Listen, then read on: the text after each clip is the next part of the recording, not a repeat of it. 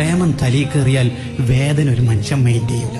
നിങ്ങൾ കണ്ടിട്ടില്ലേ ഉഹദ് യുദ്ധത്തിൽ നബി സല്ലല്ലാഹു അലൈഹി വസല്ലം തങ്ങളെ ശത്രുക്കളെ ഇങ്ങനെ അങ്ങോട്ട് നോക്കിക്കൊണ്ടിരിക്കുക.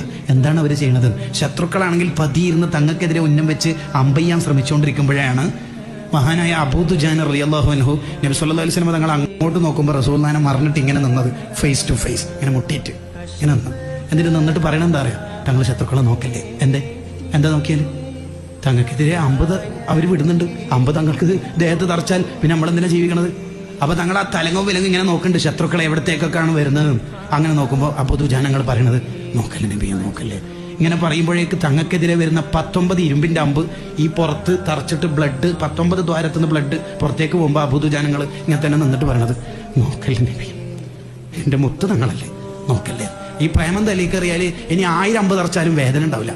പ്രേമം കയറണം തലയിൽ, നാവിലല്ല, സ്റ്റാറ്റസിലല്ല.